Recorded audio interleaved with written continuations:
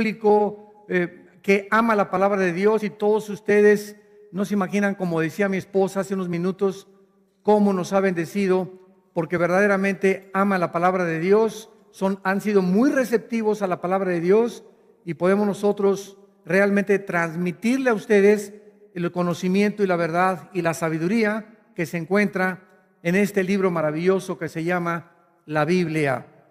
En esta noche quiero compartir con ustedes un mensaje que es intelectual, de una forma teológica y espiritual, y al mismo tiempo va a ser como una teodicea. ¿Qué cosa es una teodicea? Es una defensa de la fe y una defensa de por qué Dios obra como obra. Por ejemplo, hace 2000 años, cuando estaba Cristo colgado en la cruz, los religiosos creyeron que era una maldición, porque dijeron: en Deuteronomio, en nuestra ley, está escrito: maldito el que es colgado en un madero. Entonces, hace 2000 años, los religiosos no entendían la tragedia de Cristo colgado en la cruz, pero la sabiduría de Dios que se encontraba detrás. Y los griegos, por otro lado, que eran los pensantes, los intelectuales de hace 2300, 2000 años aproximadamente, y los sobrevivientes, que eran los estoicos y los epicúreos, discípulos de Zenón, los griegos decían: ¿cómo puede este hombre colgado haber dicho que él es Dios, cuando un Dios nunca permitiría que a su hijo lo crucificaran, ni lo desgarraran, ni lo convirtieran en un guiñapo humano? Entonces, tanto para los intelectuales como para los religiosos, la muerte de Cristo fue una tragedia y era algo completamente inexplicable, y era algo que no podían entender. Era una contradicción a sus mentes intelectuales. Pero detrás de esa muerte y detrás de esa tragedia se encontraba toda la sabiduría de Dios. Y esto es precisamente lo que vamos a desarrollar en esta noche, y es lo que la primera carta a los Corintios nos explica en los siguientes versículos que vamos a darles lectura. Versículo 18 en adelante del primer capítulo de la primera carta a los Corintios. Porque la palabra de la cruz es locura a los que se pierden, mas a los que se salvan, esto es, a nosotros, es poder de Dios. Pues está escrito: destruiré la sabiduría de los sabios y desecharé el entendimiento de los entendidos. ¿Dónde está el sabio? ¿Dónde está el escriba? ¿Dónde está el disputador de este siglo? ¿No ha enloquecido Dios la sabiduría del mundo? Pues ya que la sabiduría de Dios, el mundo no conoció a Dios mediante la sabiduría, agradó a Dios salvar a los creyentes por la locura de la predicación. Porque los judíos piden señales y los griegos buscan sabiduría, pero nosotros predicamos a Cristo crucificado. Para los judíos ciertamente tropezadero, y para los gentiles locura, mas para los llamados, así judíos como griegos, Cristo, poder de Dios y sabiduría de Dios. Porque lo insensato es más sabio que los hombres, y lo débil de Dios es más fuerte que los hombres. Este pasaje fue el que hace 37 años me trajo a los pies de la cruz. Cuando yo me creía un pseudo intelectual y había leído casi todas las religiones y me quería ir a los Himalayas para convertirme en un monje budista y raparme y andar con los Hare Krishna y andar buscando aquí con María Sabina el peyote, para unos viajes de peyote para transportarme al más allá y conocer las dimensiones desconocidas del cerebro, etcétera, etcétera. Y cuando mi hermano menor Alejandro se convierte, él comienza a transmitirme el mensaje del Evangelio, y yo inmediatamente me puse a discutir con él y le dije: mira, de religiones no me hables, estoy hasta aquí de religiones. Y la religión que mis padres me enseñaron, la que a nuestros padres nos enseñaron, le dije a mi hermano, estoy decepcionado de ellos, porque son puras mentiras, ¿verdad? El Papa roba, se contradice, la Biblia dice una cosa, ellos dicen otra cosa, y en fin, hay tantas religiones y no me vengas a decir, le dije a mi hermano, que tú me vas a decir que tú tienes la verdad. Y entonces mi hermano, con la paciencia que siempre lo ha caracterizado, me dijo lo siguiente: mira, no vengo a presentarte ninguna religión. No vengo a decirte que es mi verdad, Dios me libre de decirte que es mi verdad. Vengo a hablarte de un hombre que hace 2000 años se levantó de la tumba y que él hizo las declaraciones más radicales que jamás ningún hombre ha hecho en la historia. Y me dijo mi hermano, acuérdate de Buda. Buda, antes de morir, les dijo a los discípulos, busquen la verdad. Nunca dijo Gautama Buda que él era la verdad. Zoroastro, Mahatma Gandhi, Confucio, ninguno de estos hombres, el Dalai Lama, los papas, los budistas, los gurús, nadie ha dicho las palabras que Cristo dijo. Y entonces yo le contesté a mi hermano y le dije, bueno, ¿qué cosa es lo que Cristo dijo? Porque nosotros teníamos una Biblia en la casa que tenía un candado y que solo hasta que el curita viniera a la casa, porque éramos muy religiosos por mi papá, fue lo que nos hizo hacer aborrecer la religión. Era un tabú la Biblia, y la llave del candado la tenía el curita, amigo de mi papá. Y hasta que él iba a la casa una vez al mes, mi papá era muy amigo de los religiosos, él traía la llave, abría la Biblia y nos prohibía leerla, porque estaba prohibido por el Vaticano que el populos leyera la Biblia. Hasta que ya viendo la renovación, ¿verdad?, de la Iglesia católica, y gracias a Dios que ahora ya permiten leer la Biblia. Entonces yo tenía muchas preguntas, como muchos de ustedes que nos escuchan también, intelectuales. ¿Por qué Dios, si es Dios, permitió el mal en el mundo? ¿Por qué Cristo tenía que morir y permitir que se convirtiera en un monstruo en la cruz?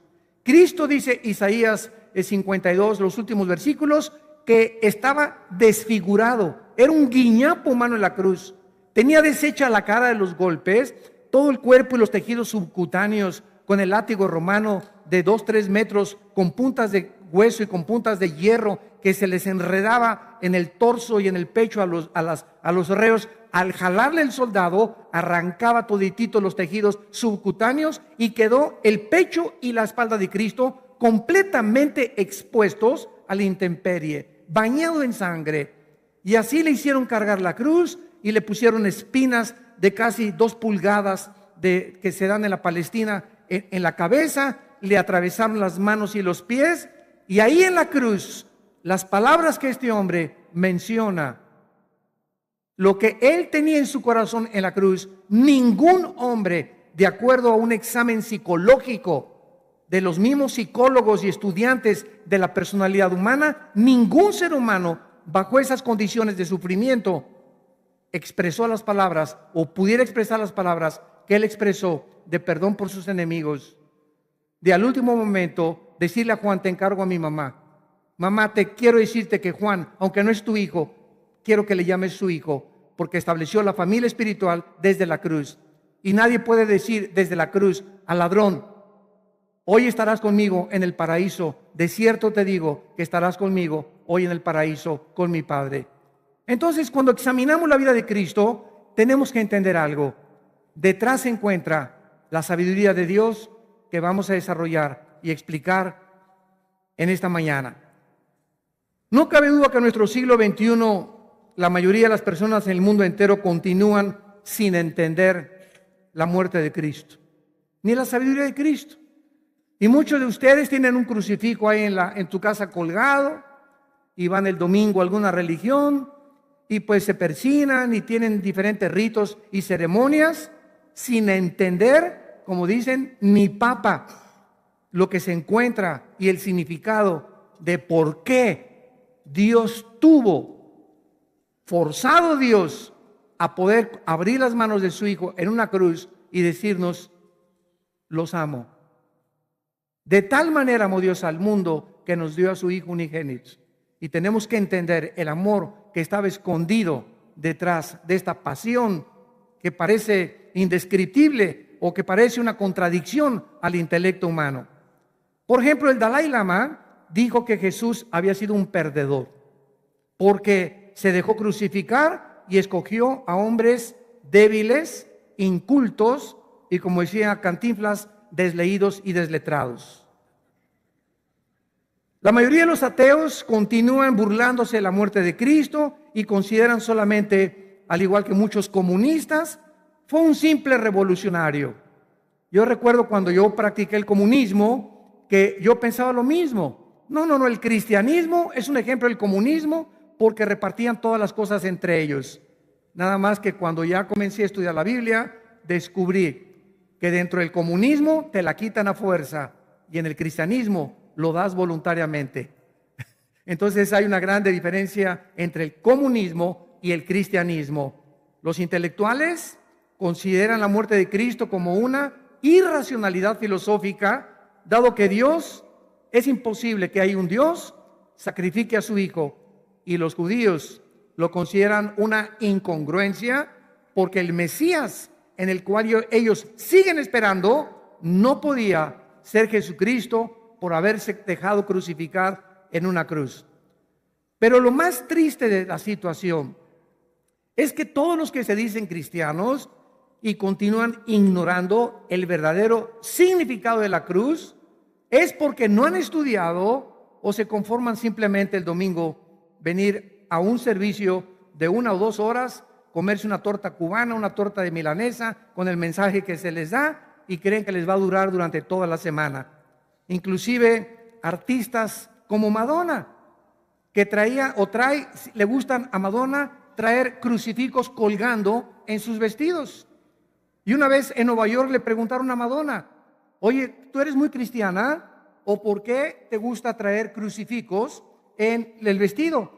Y Madonna contestó: no, de ninguna manera, yo no soy cristiana, los traigo porque me gusta traer hombres desnudos junto conmigo. Bueno, esta es la situación en la que se encuentra el mensaje de la cruz. Aquí en 1 Corintios, el pasaje que acabamos nosotros de leer, dice el versículo 19 que Dios ya había escrito, y esto se encuentra en Isaías 29:14, por tanto, he aquí que nuevamente escribió Dios 700 años antes de Isaías: excitaré la admiración de este pueblo con un prodigio grande y espantoso, porque perecerá la sabiduría de los sabios y se desvanecerá la inteligencia de su entendimiento. Sigamos esto con mucho cuidado. Dios escoge en su sabiduría, que es mucho más alta que la nuestra, y en sus pensamientos, que son más altos que los nuestros, un mensaje a propósito que iba a chocar con la sabiduría humana. Porque escuchen esto, Dios no quería que a través de nuestra sabiduría lo descubriéramos. ¿Me van siguiendo? Dios no quería que a través de nuestros análisis intelectuales llegáramos a la conclusión de poder saber quién es Dios. Él tenía que escoger un mensaje que destruyera nuestro intelecto, nuestra soberbia y nuestra sabiduría. Y este mensaje es el mensaje de la cruz. Y el mensaje de la cruz simplemente te dice: Dios te ama a pesar de cómo eres. Y si tú vienes a esta cruz así como eres, homosexual, lesbiana, borracho, parrandero, jugador, adicto a la pornografía, con 10 abortos, has matado a 50 personas, es más, pertenecías hasta ayer al grupo de ISIS. No importa lo que tú hayas hecho, Dios te recibe y te acepta tal como estás. Ese mensaje choca contra el ser humano, porque inmediatamente el ser humano y los religiosos reaccionan: ¡ay, sí! ¡Qué fácil!, ¿verdad? ¡Ay, no es posible esto! ¡Qué fácil está la cosa! Y cuando estaba Cristo en la cruz, los fariseos decían lo mismo: si eres el Cristo, bájate y sálvate a ti mismo. Qué fácil es nada más decir: te perdono. Este mensaje, que es locura y que choca contra el intelecto humano, es el que Dios escogió. Y la pregunta es la siguiente: ¿Por qué escogió Dios este mensaje que destruyera el intelecto y la sabiduría humana? Porque el ser humano, esta es la respuesta, el ser humano quiere salvarse a sí mismo. A través de sus buenas obras voy a portarme bien. No voy a robar, no voy a matar, ya no fumo y voy a dar dinero a los pobres y voy a hacer asilos y orfanatorios y voy a construir iglesias, pero de lunes a viernes me porto como el anticristo. Pero puedo tener mi amante y puedo robar en el trabajo y puedo defraudar y puedo cometer adulterio con mi esposa mientras tenga mi religión y el domingo vaya a cumplir con mi religión. De todas maneras hago buenas obras y no soy tan malo como todas las demás personas, porque hay personas que son más malas que yo. Esta es la mentalidad de los religiosos, de los intelectuales soberbios. Entonces, esta es la razón por la cual Dios escondió este mensaje desde antes de la fundación del mundo. Ahora dice el versículo 20, y Dios comienza a interrogar al ser humano. ¿Dónde está el sabio? A ver, decimos en mi tierra, ¿quién es tu gallito giro? Dime, dice Dios, ¿quién es la persona que más admiras de la historia? ¿Freud? ¿Marx? ¿Platón? ¿Sócrates? ¿Demóstenes? ¿Friedrich Nietzsche? ¿Carlos Darwin? ¿Nikolai Lenin? ¿Carlos Sagan? Jean-Paul Sartre? Dime tu gallito, tráemelo, dice Dios. Tráeme la persona que tú consideres que es la más sabia que ha existido. Número 2, ¿dónde está el escriba? ¿Quién es tu escritor favorito? Dice el Señor, échalo para acá. Tráemelo, dime quién es tu escritor favorito. El que consideres el poeta, literato más grande, la obra más grande de literatura o el premio Nobel de literatura más grande que tú puedas considerar. Dice Dios, tráemelo. En tercer lugar, ¿dónde está el disputador de este siglo? En otras palabras, ¿dónde están esos que todo lo alegan? ¿Dónde están esos que todo lo discuten, que todo lo argumentan sin saber lo que están discutiendo? Como me encontré yo una vez una persona que se acercó conmigo, ¿saben lo que me dijo? No creo en Dios porque no quiero creer en Él. ¿Cómo le hago para creer? ¿What? ¿Qué dices? No creo en Dios, no quiero creer en Dios. ¿Y cómo le hago para creer? Le digo, no entiendo el crucigrama que me acabas de presentar. Entonces, hay personas que comienzan a discutir como los ateos o los intelectuales que siempre se han caracterizado por eso, ¿verdad? Es que Dios esto, es que Dios aquello. Y cuando encontramos este tipo de ateos o este tipo de personas que no son ateas, muchos son agnósticos o muchos ni siquiera son agnósticos, son escépticos. Y el agnóstico es la palabra agnosticismo, significa que no tienen el suficiente conocimiento para creer en Dios. Entonces, cuando hablo yo con un ateo, siempre le pregunto, yo no creo en Dios, y le contesto, ¿por qué no crees en Dios? Me dice, porque Dios no existe. Y le pregunto, pero no ha salido ni siquiera del estado de Oaxaca. ¿A dónde lo fuiste a buscar?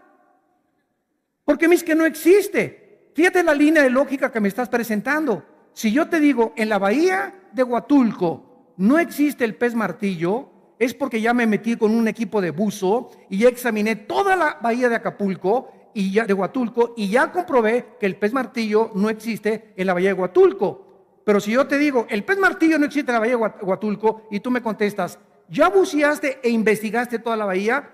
No. Entonces, ¿cómo puedes concluir con esta tontería?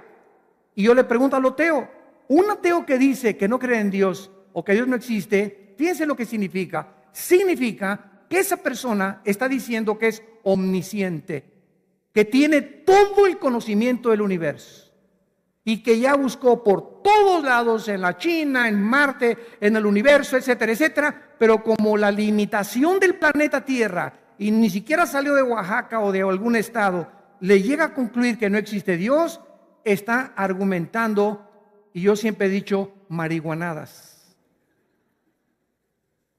tonterías, ridiculeces, argumentan lo que no saben.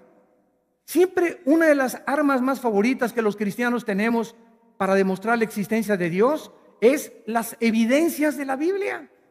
Yo le pregunto a los ateos, ¿ustedes saben que la Biblia es más antigua que la genética, biología, antropología, arqueología, química, física, literatura, poesía, y que es más moderna que la ciencia de mañana en la mañana?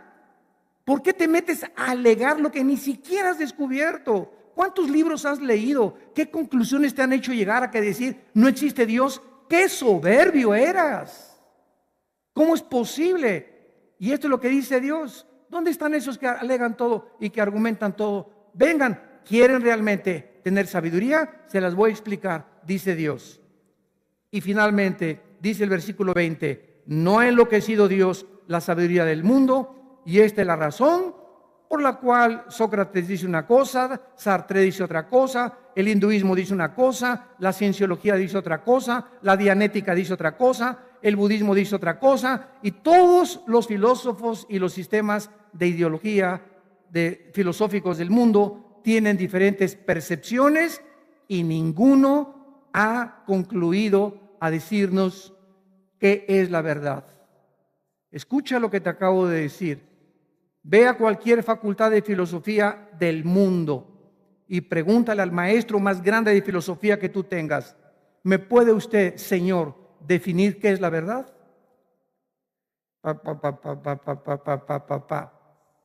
¿Qué es la verdad?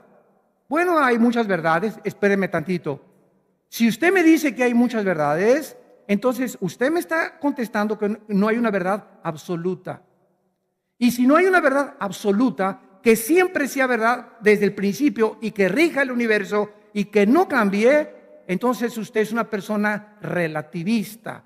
El relativismo es la persona que te dice, tú tienes tu verdad, yo tengo mi verdad, los nazis tenían su verdad, ellos, los fascistas tienen su verdad, los comunistas tienen su verdad, los musulmanes tienen su verdad. Nadie puede decir que es poseedor de toda la verdad.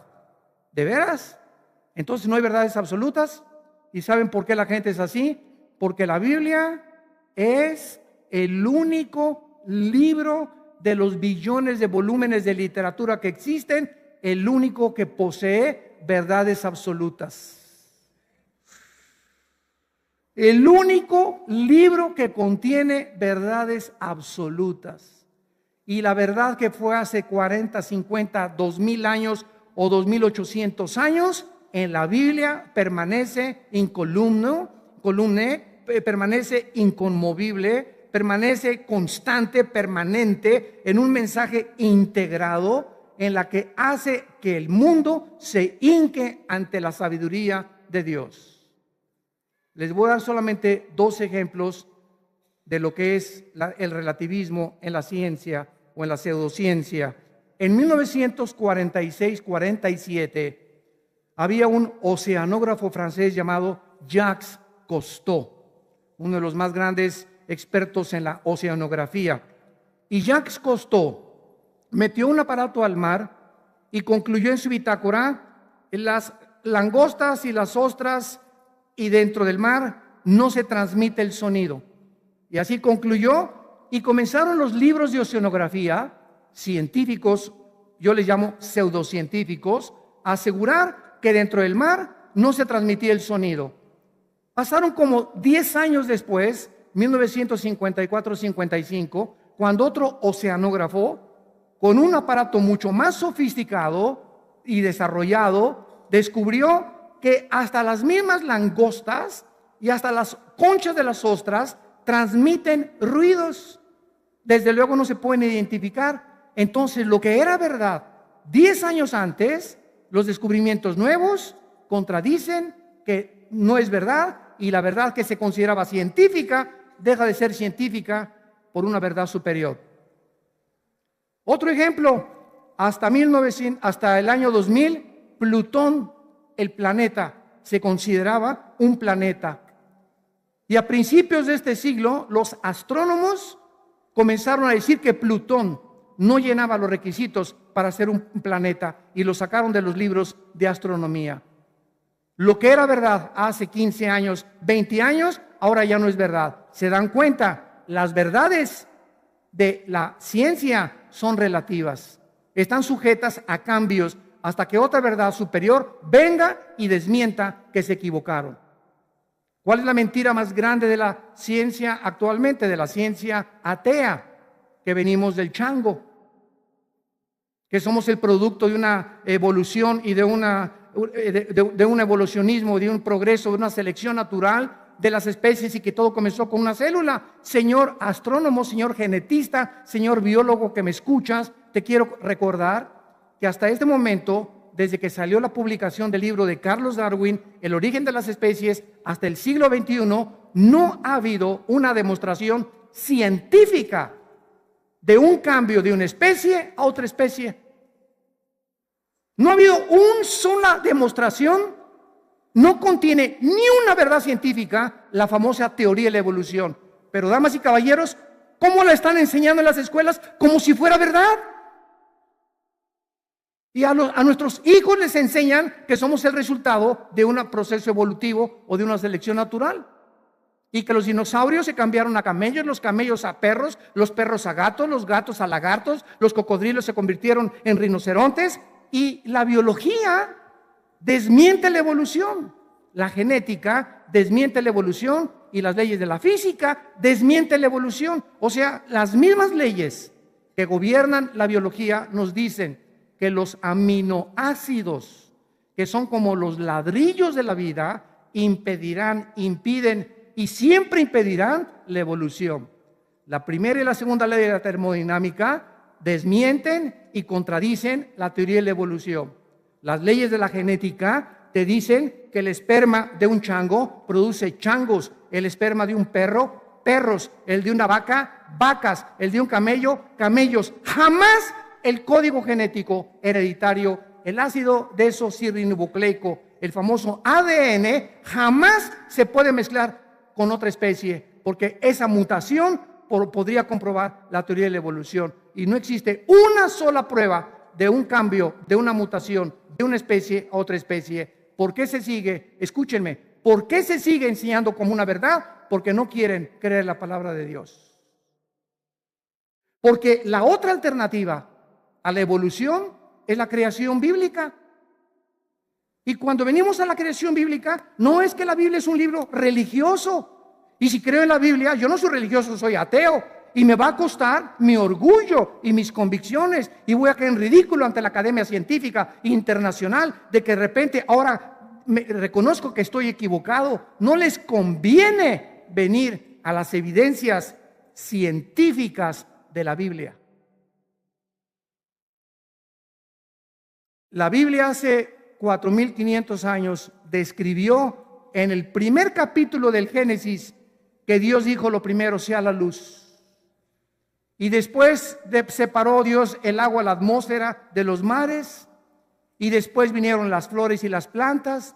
Y después los peces, el ser humano. Y la ciencia comprueba que el orden en el que está escrita la creación es verdad científicamente, porque no pudo existir la vegetación, ni las plantas, ni los animales, si primero no había luz, ni había agua.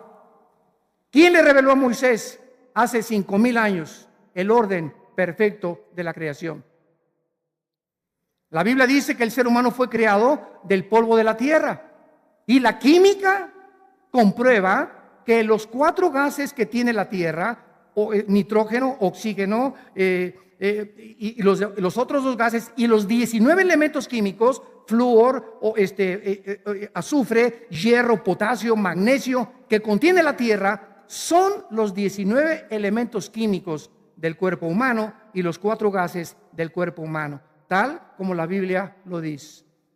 Y así podría yo seguir mencionándoles a ustedes que no se trata de esto ahorita. Las evidencias científicas, químicas, genéticas, físicas, biológicas que la Biblia menciona y que son incuestionables, no se puede nadie contradecirlas, porque es el libro precisamente que nos revela de dónde venimos, quiénes somos y a dónde nos dirigimos. Dios enloqueció la sabiduría del mundo.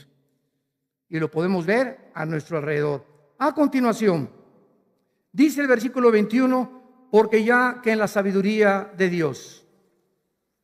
El mundo no conoció a Dios mediante la sabiduría. Agradó a Dios salvar a los creyentes por la locura de la predicación. ¿Qué dice la Biblia? Tráeme al sabio que tú quieras. A ver, ven para acá Sócrates, ven para acá Demóstenes, ven para acá Platón. Ustedes, por más sabios y más filósofos que han llegado a especular, a filosofar, a teorizar, a hipotetizar acerca de lo que han observado y de los fenómenos, etcétera, etcétera, han llegado simplemente a la conclusión, los filósofos griegos, de que existe Dios. Porque decía Platón, pienso, luego existo, existo, luego vivo. Vivo tiene que haber una causa, esta causa tiene que estar fuera de mí, esta causa trasciende mi existencia, esta causa tiene que ser fuera de nosotros, tiene que haber un poder, llámale la fuerza, el poder, lo que quieras, pero no está dentro de nosotros, no nos creamos nosotros a nosotros mismos, y si hay un efecto, tiene que haber una causa, y la nada nunca produce nada. El universo es imposible que surgiera de una explosión. ¿Quién produjo la explosión? ¿Quién produjo el pensamiento? Si el universo comenzó con una explosión, la materia no produce el pensamiento. Entonces vemos que toda esta locura de las conclusiones que los seres humanos hemos llegado ha sido porque Dios lo hizo deliberadamente para que nunca, bajo nuestra sabiduría y nuestras conclusiones y la filosofía humana y la investigación científica, el ser humano nunca pudiera llegar a conocer a Dios. Dios tuvo que bajar en la forma de su Hijo Jesucristo a explicarnos quiénes somos, de dónde venimos y hacia dónde nos dirigimos. Y dice aquí en el versículo 22, los judíos piden señales y los griegos buscan sabiduría, pero nosotros predicamos a Cristo, poder y sabiduría de Dios. Muy bien. ¿Quiénes están buscando, como decían los fariseos, haznos un milagro y vamos a creer? Miren ustedes qué contradicción. Dios escogió que no tuviéramos la fe ni creyéramos por los milagros, sino por el oír. Por el oír el mensaje que Él escondió en la palabra de Dios. Porque si yo tengo un paralítico ahorita enfrente de mí, y de repente veo que ese paralítico se para y comienza a caminar, muchos dicen, yo voy a creer. Si veo un milagro como este paralítico que tenía 10 años sin parar, comienza a caminar, voy a creer. ¿Sabes una cosa? Fíjate nada más lo que te voy a decir. En ese momento tú vas a decir, es algo sorprendente y va a afectar tus emociones y tus sentimientos. Pregunta, ¿cuánto te va a durar esa emoción? ¿3 días? ¿Una semana? A los 15 días, júralo, ya se te olvidó. Y te impactó momentáneamente, 2 o 3 días, y dices, ya creí en Dios. Pero ¿sabes una cosa? Eso no puede sostener tu fe, porque Cristo dijo que solamente por la fe viene por la palabra, y la palabra de Dios a nuestros oídos. Por eso en el Evangelio de Lucas, Cristo le dijo al que estaba en el infierno, el que estaba en el infierno con Lázaro, en la historia de Lázaro y rico, le dijo, Señor, déjame ir con mi familia, déjame ir allá a Tule o a Oaxaca, decirle a mi familia que sí es cierto que hay infierno, que se arrepientan. Y Abraham le contestó a esta persona, mira, aunque alguien se levante entre los muertos y se le aparezca a tu abuelita y le jale los pies en la noche y le diga, ¡bú! Hay un infierno, hay un Dios que puede realmente llevarte al infierno, no va a creer, ni aunque un ángel se le aparezca. Ahí tienen a la ley y a los profetas, es como yo lo escogí para que pudieran creer, porque no es por el milagro, es por la fe. Y este es el peligro de los judíos que buscaban milagros con Cristo, y es el peligro en nuestros tiempos también. Vean ustedes, organiza una campaña de sanidad y van a ver 10,000 personas. ¿Por qué? Porque el que no está enfermo de los juanetes está enfermo de la cabeza, o le duele las piernas, o le duele 1000 cosas, y buscan siempre los regalos, dame, sáname, y así voy a mantener mi fe, y no buscan al autor del poder, no buscan a Dios.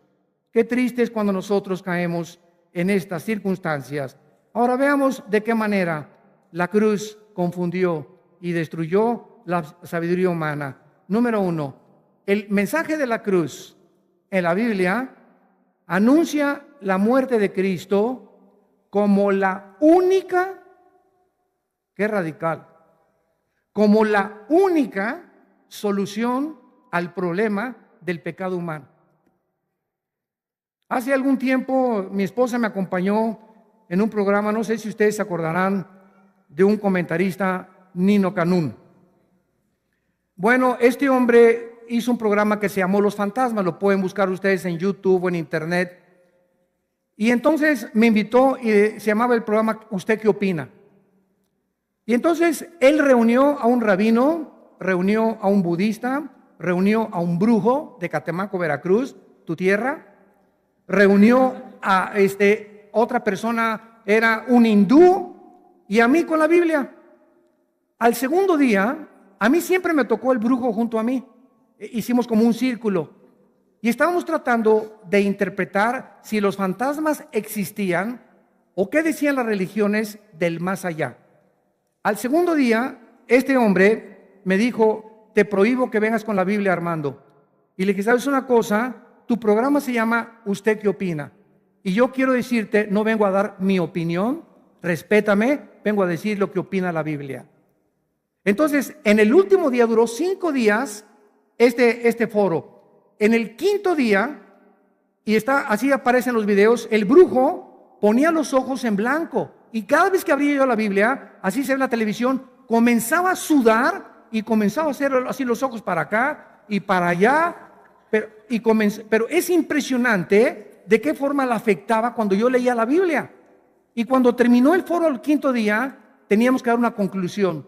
Y entonces yo les dije, porque todos al acabar el foro se volvieron contra mí.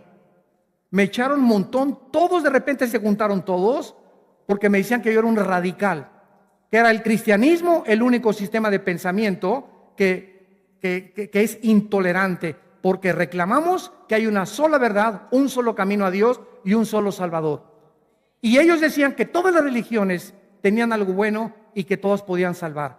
Entonces me consideraron intolerante y radical. ¿Y saben cómo terminó el foro? Simplemente les dije a todos ellos: por favor, preséntenme ustedes qué libro o sobre qué basas la filosofía o las explicaciones que me has dado del más allá. ¿El Tripitaka de Buda?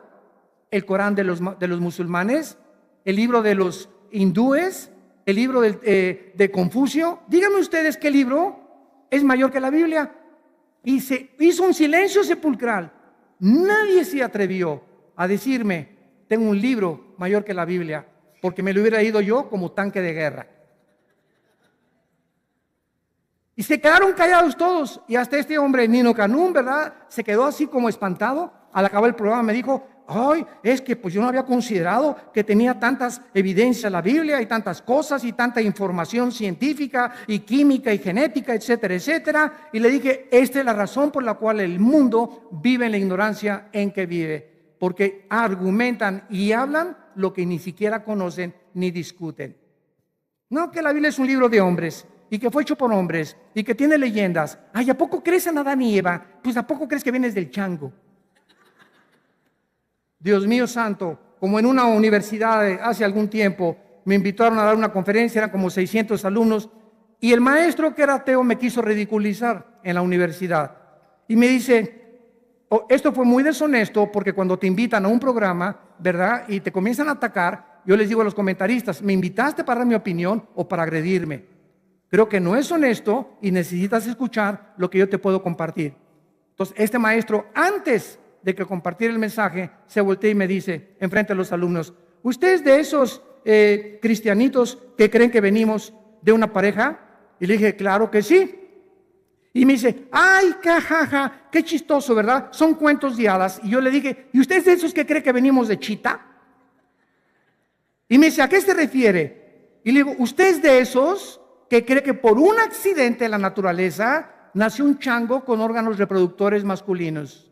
Por otro accidente en la naturaleza nació una changa con órganos reproductores femeninos, y por un tercer accidente nació un changuito. Le dije, ¿usted es de esas personas que cree que somos dos accidentes en medio de un accidente? Caray, qué accidentada es su teoría, le dije.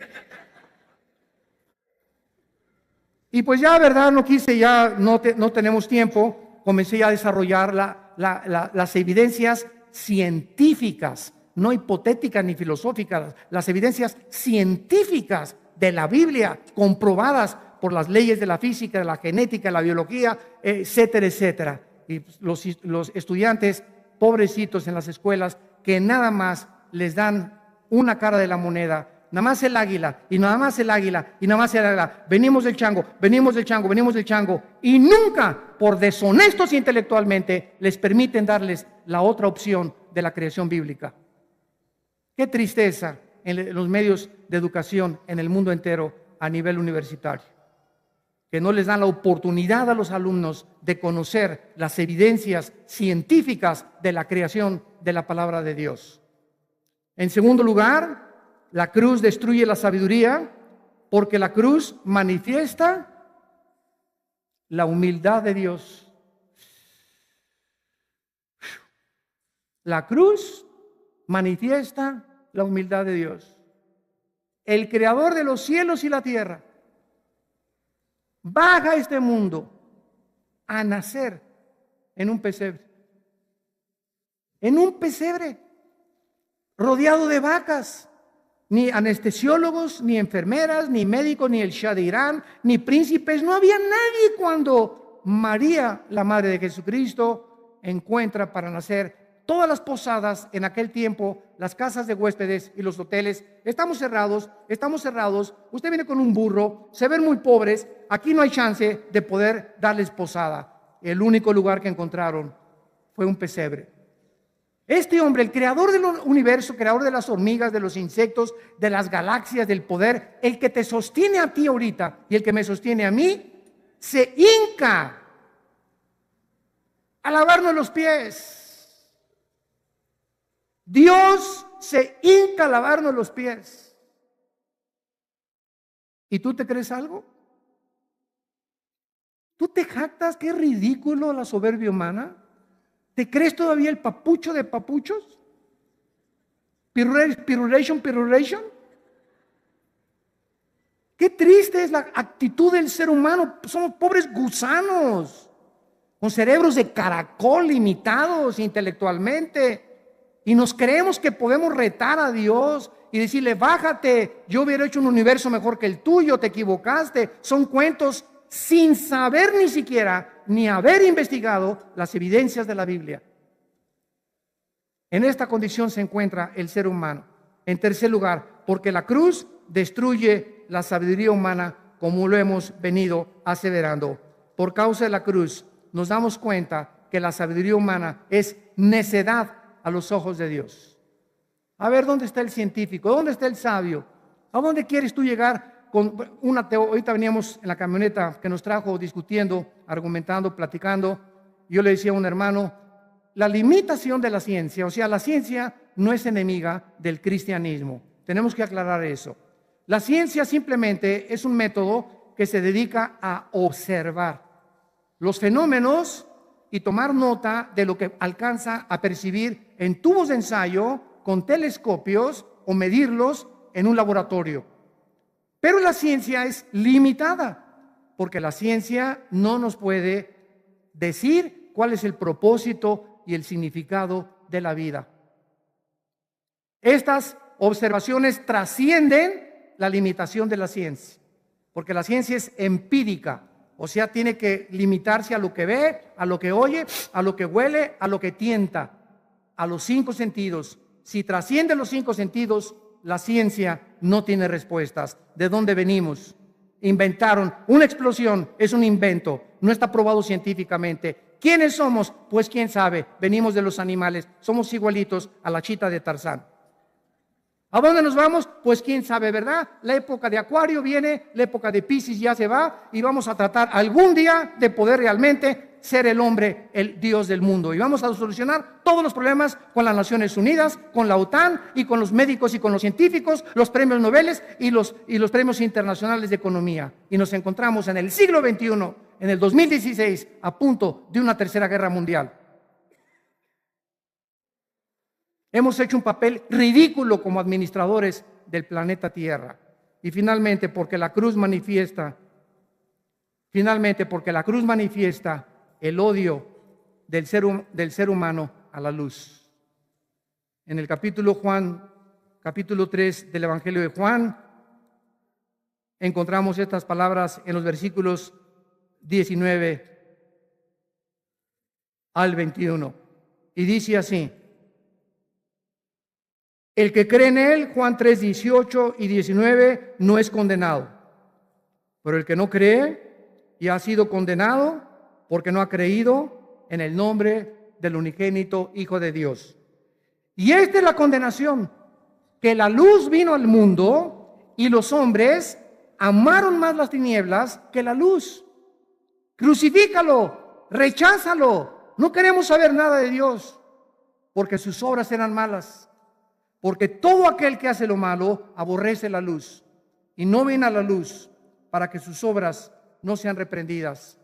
El 80% del ateísmo no es verdad, que no crean en Dios porque no tienen evidencias, como dijo el astrofísico Carlos Sagan antes de morir. Este astrónomo famoso ateo, Carlos Sagan, dijo: yo no creo en Dios porque no he encontrado suficientes evidencias de que Dios existe. Y saber una cosa, detrás de Bertrand Russell, detrás de Carlos Sagan, detrás de Friedrich Nietzsche, detrás de casi el 85% de los ateos, no les conviene creer porque tienen una vida inmoral. Cuando Bertrand Russell escribió el libro ¿Por qué no soy cristiano? ¿Saben que tenía 7 matrimonios el chulis? Cuando Friedrich Nietzsche dijo que él decía que Dios estaba muerto y él fue el que inspiró a los nazis, a los fascistas y a los comunistas, ¿saben por qué Friedrich Nietzsche dijo que Dios estaba muerto? Porque se volvió homosexual. No le convenía que un Dios todopoderoso gobernara su vida y le dijera: vives en pecado. Y murió en un hospital psiquiátrico. Esta es la luz, la que ha venido a nosotros, y Dios te dice: ven a la cruz. Porque Dios ha escogido el mensaje de la cruz para enloquecer la sabiduría de los sabios, para que nadie se jacte ni nadie presuma y diga: es que yo descubrí a Dios por mis propios métodos de investigación científica o por mis razonamientos intelectuales. Venimos a la cruz por un mensaje demasiado sencillo: cree en Jesucristo y serás salvo tú y tu casa. Así de fácil, así de fácil. Se llama la gracia. La gracia. Que Dios nos regala la salvación. Todas las religiones enseñan lo contrario. Tienes que hacer algo. Portarte bien, irte de rodillas, sangrarte, golpearte la espalda con pencas de plátanos o de nopales. Haz algo, o saquen los corazones a las víctimas y ofrézcanselas a Dios. Hagan algo para que Dios los acepte. Y el mensaje de la cruz es, y la idea del mensaje de Cristo es diferente a todas las religiones. El cristianismo dice: no tienes que hacer nada más que creer que Él es el Hijo de Dios. Y si tus pecados fueren negros como el carbón, como la blanca lana vendrán a ser. ¿Por qué? Porque así lo escogió Dios deliberadamente. Se llama su gracia, que nos regala la salvación sin que nosotros lo merezcamos. ¿No quisieras en esta noche venir así como estás a la cruz y entregarle tu vida a ese Dios que te ama, que abrió las manos de su Hijo en una cruz hace 2000 años, que salió la muerte y la venció, y en este momento está vivo y te pide que le abras tu corazón, que le permitas entrar a tu vida, porque Él es el único que te puede cambiar? Oremos.